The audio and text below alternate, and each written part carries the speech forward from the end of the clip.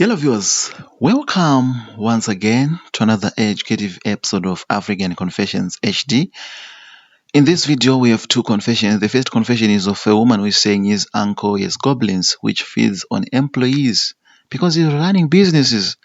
The goblins, employees and relatives. And the second confession is of a man who was waking up laying at the graveyard because of the demon of witchcraft which was placed in him. He will be sharing the experiences of him when he was a witch. A must-watch confession, that one, because verses to fight witchcraft will be taught to you. Our first confession is as follows. Good morning, my brother. I would like to remain anonymous for my own and my children's safety. This is the story. I am a 49 years old South African woman with two sons.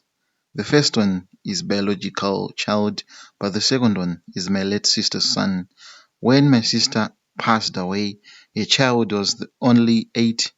Now he is 26. I have never worked in my life due to witchcraft of this world, so I have tried by all means to raise my sons by buying, selling second-hand clothes. It's very difficult for me to raise them as a single mother. I was hustling for them so that they can eat, clothing, and go to school until they finished matric. They went to college. As you know, here in our community, job opportunities is limited. My late after is originally from Zimbabwe. He came here in South Africa and met and got married, and some few years he married second wife, a Zimbabwean woman. So my clothing business started to drop. I was not going like before due to a lot of competition.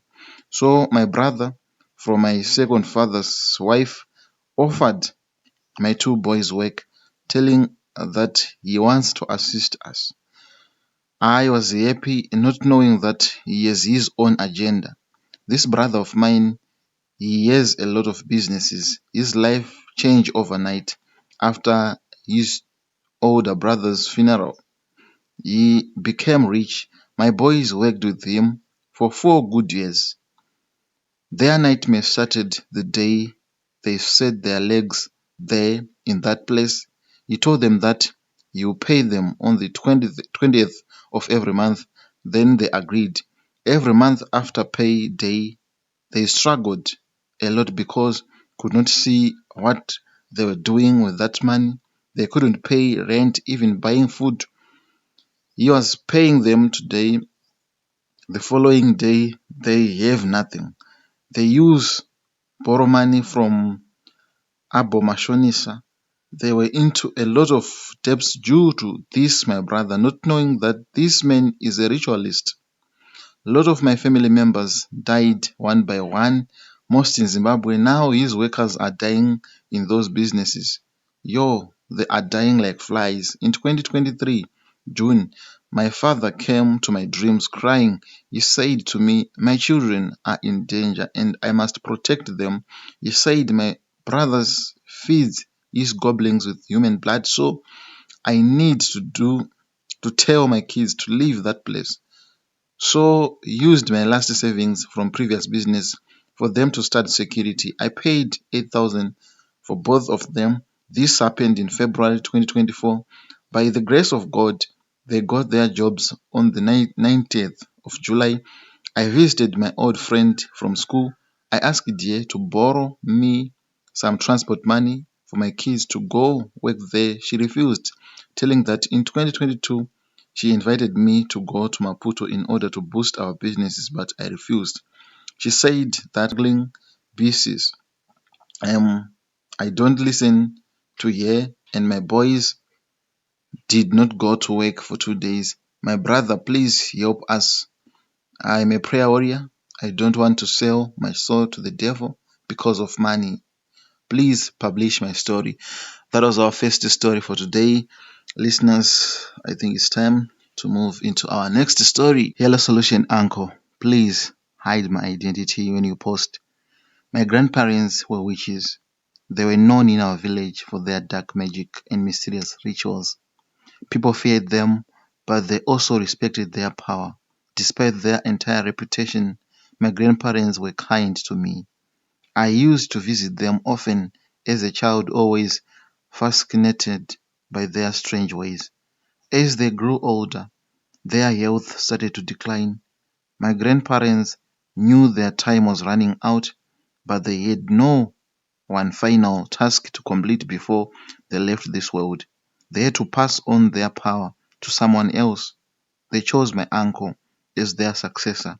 He was their favorite child and had shown interest in their magical practices from a young age. One cold, storm night, they performed a dark ritual to transfer their powers to him.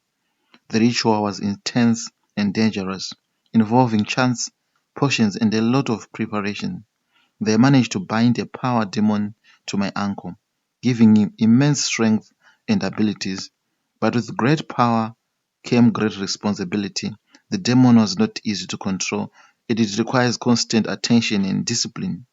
For a while, my uncle managed to keep the demon in check. He used his powers wisely and he helped many people in the village because they were traditional healers. However, the demon slowly became to overpower him. It whispered dark thoughts in his mind and made him do terrible things. My uncle became more and more erratic, and the villagers started to avoid him.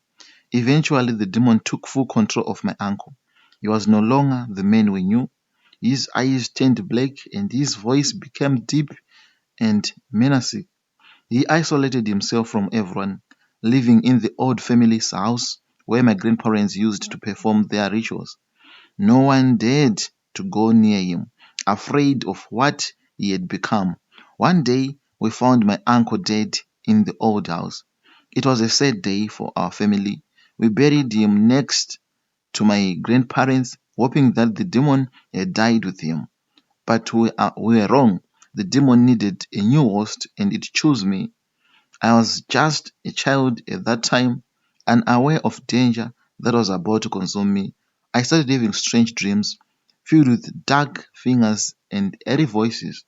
I would wake up in the middle of the night, drenched in sweat and unable to move. At first, I thought it was just nightmares, but then I started noticing strange things happening around me. Objects would move on their own, and I would hear whispers even when I was alone. One night, I woke up in a cold, dark place. I looked around and realized it was a cemetery.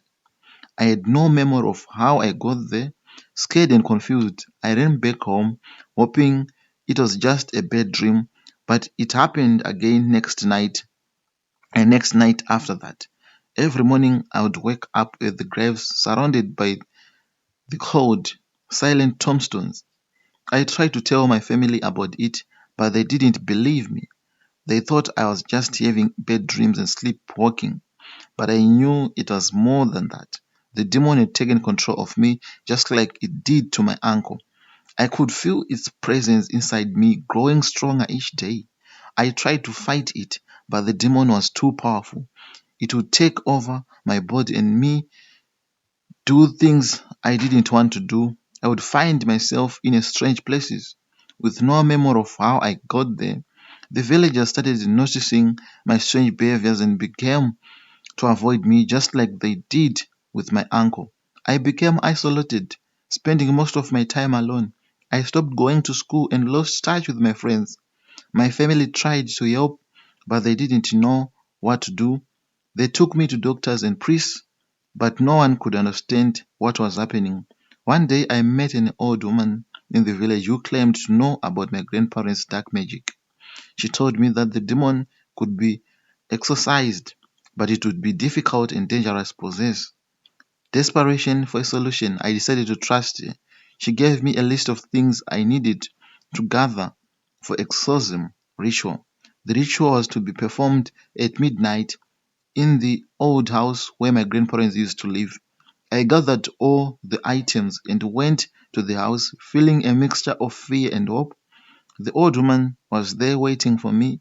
She started the ritual, chanting ancient words and burning incense. The air was thick with tension, and I could feel the demon inside me resisting.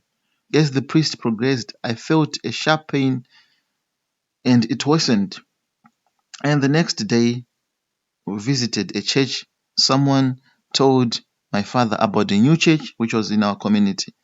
It was as if the demon was trying to tear me apart from inside. When the priest started praying, I screamed in agony, but the priest kept praying, his voice growing louder and more intense. The room was filled with blinding light, and I felt the demon being pulled out of me. After what felt like an eternity, the pain subsided. I collapsed on the floor, exhausted and weak. The old preacher held me up and told me that the demon was gone. I could for first time in years, I felt free. It took me a long time to recover from the ordeal.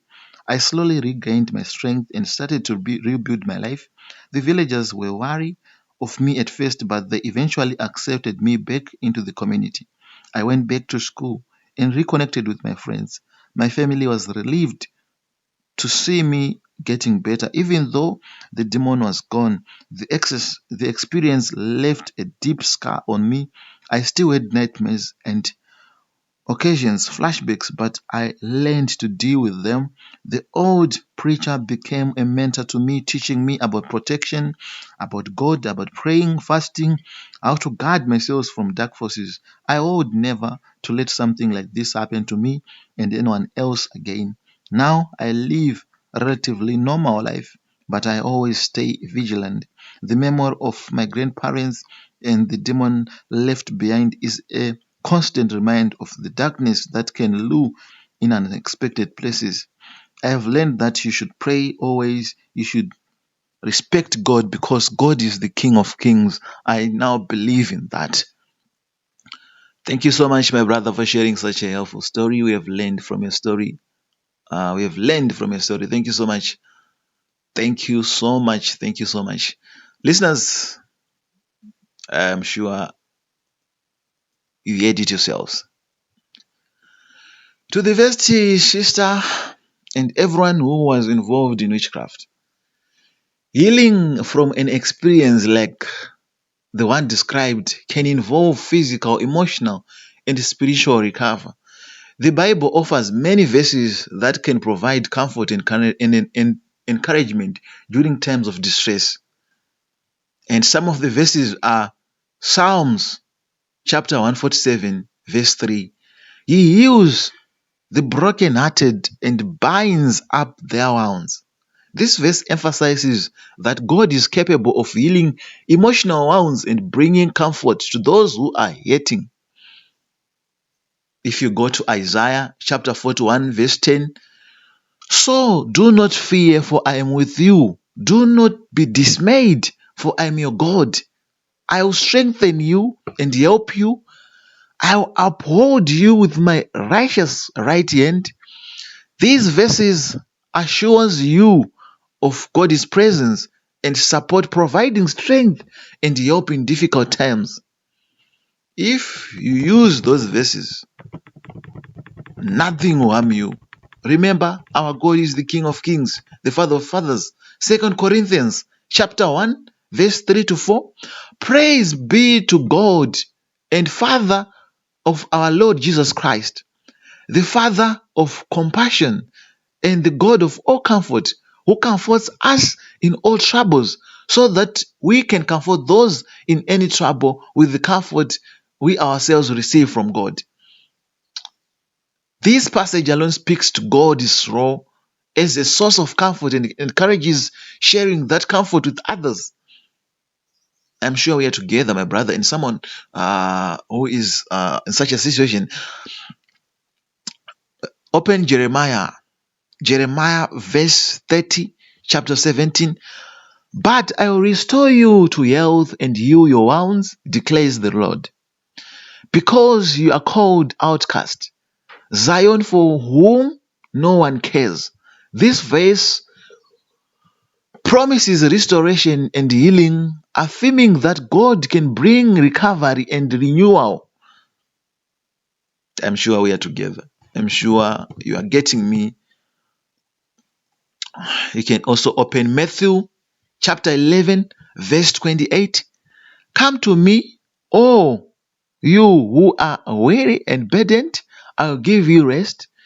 Jesus On this verse, Jesus invites those who are struggling to find rest and relief in Him, offering peace and comfort. These are 5 verses which will help you to overcome these scenarios. These verses can offer spiritual support and a reminder of God's care and healing power. Meditating on these scriptures, praying and seeking support from your faith can aid in the healing process. These verses can offer spiritual support and a reminder of God's care and healing power. Meditating on these scriptures, praying and seeking support from your faith community can aid in the healing process. I'm sure we are together. You are getting me, getting my explanation.